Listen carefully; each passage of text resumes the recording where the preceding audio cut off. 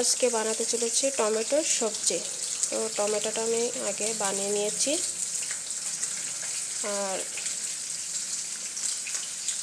আর তার সাথে দেবো আলু, পেঁয়াজ, ঝাল কুচি আর মাছ। তো মাছটা আমি সবার প্রথমে ভেজে নিচ্ছি। মাছ ভাজাটা পুরোপুরি আমার কমপ্লিট, এখন তুলে নেব।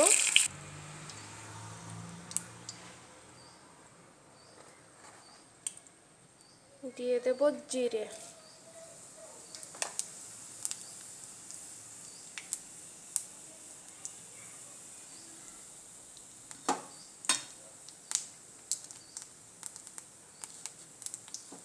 জিরেটা ফুটে আসছে, এখন দিয়ে দেবো পেঁয়াজ আর ঝাল কুচি।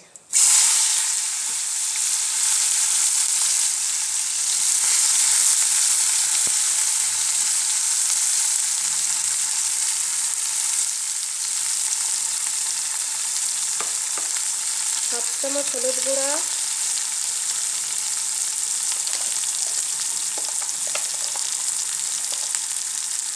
লবণ,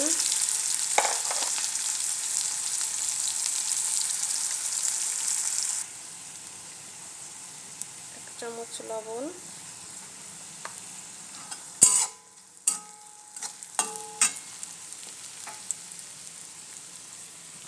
কুচানো আলু,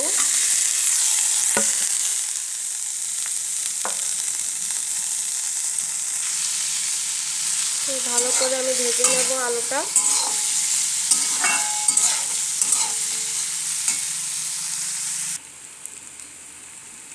আলুটা আমার ভাজতে ভাজতেই গলে এসেছে, এখন দিয়ে দেব কেটে রাখা টমেটো।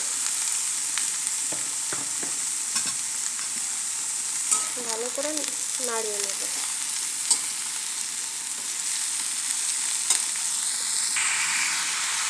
টমেটোটা ভালো করে ভেজে কষিয়ে নিতে হবে, নাহলে স্বাদ হবে না খেতে। এইভাবে টমেটো বানিয়ে খেলে এত সুন্দর স্বাদ হয়, না খেলে কেউ বুঝতে পারবে না।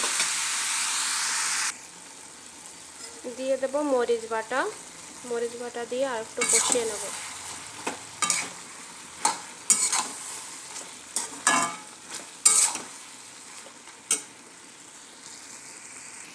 টমেটো আমার ভালো করে কষিয়ে নেওয়া হয়ে গেছে, এখন দিয়ে দেব জল।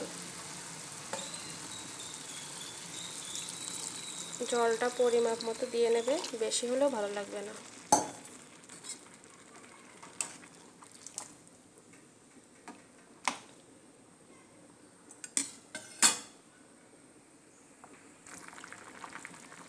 এখন দিয়ে দেব ভেজে রাখা মাছ।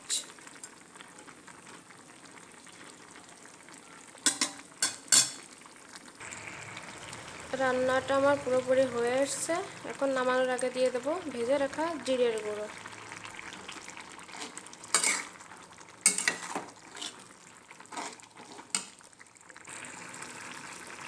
তরকারিটা আমার হয়ে গেছে, তো নামানোর আগে আমি লবণটা টেস্ট করে নিয়েছি। এত সুন্দর খেতে হয়েছে, তো সবাই নামানোর আগে লবণটা টেস্ট করে নেবে।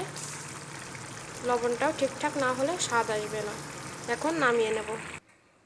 রান্নাটা আমি নামিয়ে নিয়েছি, দেখো কালারটা কত সুন্দর এসেছে, আর খেতেও এত সুন্দর স্বাদ হবে। তোমরা বাড়িতে সবাই বানিয়ে খেয়ে দেখবে, খুবই সুস্বাদু। তো আমার রান্নাটা এই পর্যন্তই শেষ। বাই।